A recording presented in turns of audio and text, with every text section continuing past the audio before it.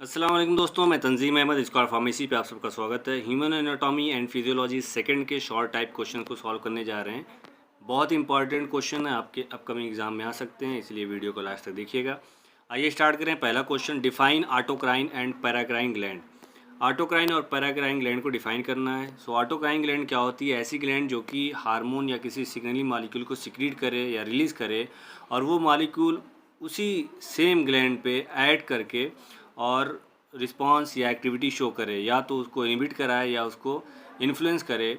तो इस टाइप के ग्लैंड को ऑटोक्राइन ग्लैंड कहते हैं, या इस टाइप की सेल को ऑटोक्राइन सेल कहते हैं।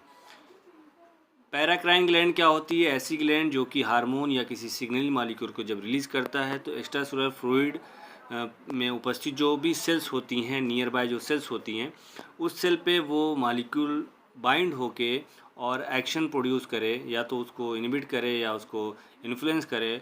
तो इस टाइप के ग्लैंड को पैराक्राइन ग्लैंड कहते हैं।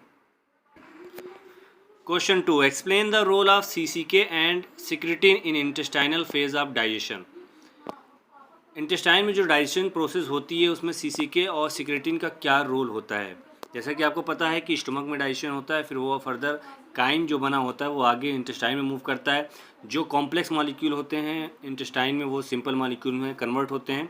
तो उसमें सीसीके का और सिक्रेटिन का क्या रोल है? सिक्रेटिन पहले देख लें।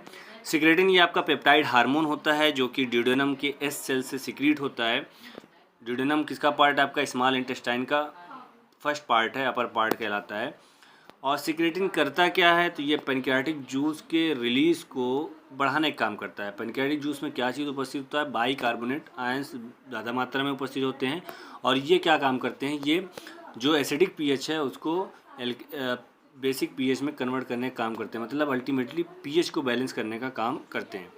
सीसीके को कॉलीसिस्टोकाइनिन्स के नाम से भी जानते हैं। सीसीके होता है क्या? ये भी आपका पेप्टाइड हार्मोन ही होता है जो कि ड्यूडेनम के आई सेल से ये सिक्रीट होता है। रिस्पॉन्सिबल ये किस लिए होता है? तो ये फैट और प्रोटीन को डाइजेस्ट करने का काम करता है। रिलीज़ जो होता है, हमने जैसा बताया, आई सेल से रिलीज़ होता है। और काम क्या करता है? ये गाल ब्लैडर से, जो कि बाइल जूस का सिक्रीशन होता है, तो गाल ब्लैडर को ये कॉन्स्ट्रिक्ट कराता है, साथ साथ पैनक्रियाटिक जूस के सिक्रीशन को भी ये बढ़ाने का काम करता है। सो पैनक्रियाटिक और बाइल जो जूस होते हैं ये अल्टीमेटली आपके जो पीएच होता है, एसिडिक पीएच होता है फूड का, उसको बेसिक में कन्वर्ट करने का काम करता है। Question 3, discuss any two function of cerebellum. Cerebellum का दो फंक्शन लिखना है। तो सेरेबेलम ये आपका कहाँ उपस्थित होता है? आपके ब्रेन के नीचे पोस्टीरियर पोर्शन पर उपस्थित होता है। ये काम क्या करता है? तो जनरली ये मसल को कंट्रोल करने का काम करता है, बैलेंस बनाने का काम करता है, मूवमेंट को कंट्रोल करने का काम करता है। साथ साथ क्या काम करता है? Language processing, memory, cognitive function में इसका अहम रोल होता है। अगला question, define net filtration pressure. Net filtration pressure क्या होता है? तो आपको पता है कि किडनी जो कि आपके ब्लड को फिल्टर करती है, किडनी में नेफ्रॉन उपस्थित होते हैं। नेफ्रॉन में एक पोर्शन होता है ग्लोमेरुलस पोर्शन, जहाँ पे ब्लड जो ग्लोमेरुलस का मेम्ब्रेन होती है उसके आउटर पोर्शन पे प्रेशर ज़्यादा होता है, अंदर का प्रेशर कम होता है।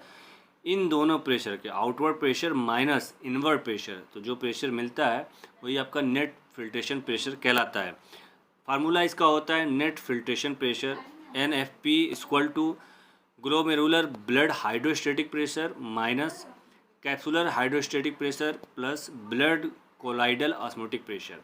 तो ये फार्मूला के तहत आप नेट फिल्ट्रेशन प्रेशर निकाल सकते हैं। अगला question, right in brief about brush border enzyme. Brush border enzyme के बारे में लिखना है।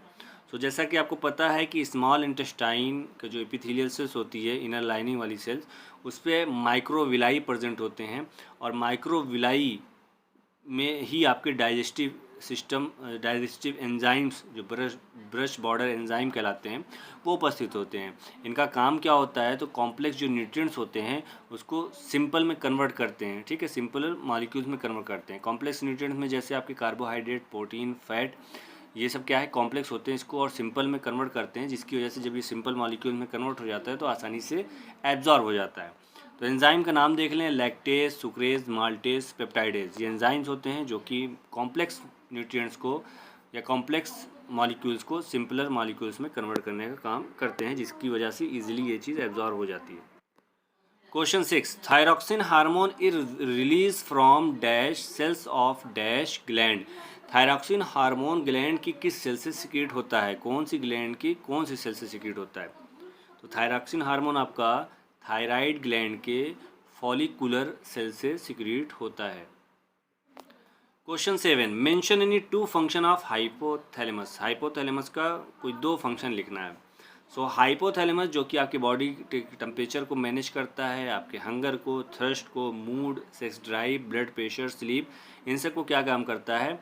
इन सब को मैनेज करने का काम करता है। साथ साथ क्या काम करता है कि हार्मोन्स के रिलीज़ को ये कंट्रोल करता है, रेगुलेट कराता है। जो पिट्यूटरी ग्लैंड होती है, मास्टर ग्लैंड, तो हाइपोथैलेमस इनहिबिटरी हार्मोन भी रिलीज़ करता है और रिलीजिंग हार्मोन भी रिलीज़ करता है। इसके ही अकॉर्डिंग पिट्यूटरी ग्लैंड उस टाइप का हार्मोन सिक्रीट कराता है। अगला question, what do you mean by gametogenesis. Gametogenesis क्या होता है, इसका मतलब आप बताएं। तो गैमेटोजेनेसिस ये बायोलॉजिकल प्रोसेस होती है जिसमें स्पेशलाइज सेल का निर्माण होता है, स्पेशलाइज सेल की सिंथेसिस होती है, जिसे गैमीट्स के नाम से जानते हैं। गैमीट्स में मेल्स का स्पर्म और फीमेल्स का ओवम आता है, ठीक है। अब ये 2 स्टेजेस होती हैं। पहला अगर स्टेज की हम बात करते हैं जिसमें स्पर्म का फॉर्मेशन होता है, उसे कहते हैं स्पर्मेटोजेनेसिस। इसमें क्या होता है, मेल्स की टेस्टीज में स्पर्म का फॉर्मेशन होता है। वहीं पर अगर हम फीमेल्स की बात करते हैं तो फीमेल्स की ओवरी में ओवम का फॉर्मेशन होता है, जिसे कहते हैं ओजेनेसिस। इस प्रोसेस को जब स्पर्म और ओवम जब मिलते हैं तो फर्टिलाइजेशन आकर होता है। इस टाइम में क्या होता है कि जो जेनेटिक मटेरियल होते हैं पेरेंट्स के, वो एक्सचेंज होते हैं और फिर वो बेबी में ट्रांसफ़र होते हैं। अगला question, question 9, the 2 hemisphere of cerebrum are connected with a mass of white fibres known as. जो हेमिस्फेयर होती है आपकी सेरेब्रम जो कि 2 भागों में डिवाइड होता है, 2 हेमिस्फेयर में, वो दोनों हेमिस्फेयर किसी से कनेक्ट होते हैं। कोई वाइट फाइबर्स मास होता है जिससे कनेक्ट होता है, उसका नाम बताना है। तो उसे कहते हैं कॉर्पस कैलोसम। कॉर्पस कैलोसम ही होता है जो कि दोनों हेमिस्फीयर को जोड़ने का काम करता है। अगला question, question 10, what are the different parts of human brain. Human brain के डिफरेंट पार्ट्स कौन कौन से होते हैं? तो पहला पार्ट देख लें, सेरेब्रम, जो कि लार्जेस्ट पार्ट होता है ब्रेन का आपके। ये रिस्पॉन्सिबल होता है आपके conscious thought, voluntary action, sensory perception, language processing के लिए। सेरेबेलम की अगर हम बात करते हैं, जैसा कि अभी हमने ऊपर देखा है, सेरेबेलम ये आपके कहाँ प्रेजेंट होता है? ब्रेन के नीचे पोस्टीरियर पोर्शन पे उपस्थित होता है। ये आपके मूवमेंट, बैलेंस, पोस्चर को कोऑर्डिनेट करने का काम करता है।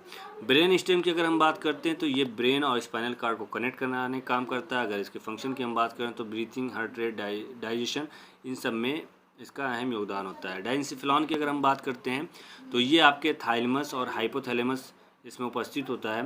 थाइलमस जो कि रिले सेंसरी सिग्नल्स को, और हाइपोथैलेमस जो कि body temperature, hunger, thrust, hormone release, इन सबको रेगुलेट करने का काम करता है। वहीं पर अगर लिम्बिक सिस्टम की हम बात करते हैं, ये भी आपका ह्यूमन ब्रेन का ही पार्ट है, जिसमें आपका हिप्पोकैम्पस, एमिगडाला, हाइपोथैलेमस ये आते हैं। ये आपके इमोशन, मेमोरीज, मोटिवेशन को मैनेज करने का काम करते हैं।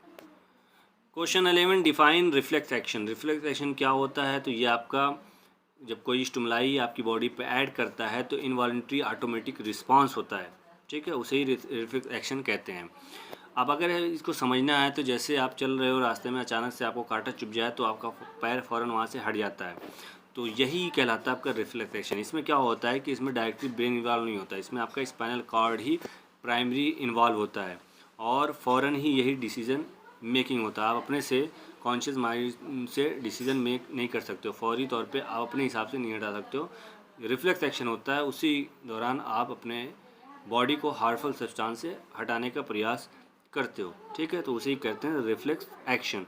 इसका मेन कारण क्या होता है कि जो पोटेंशियल हार्मफुल या डेंजरस सब्सटेंस है उससे बॉडी को बचाया जा सके।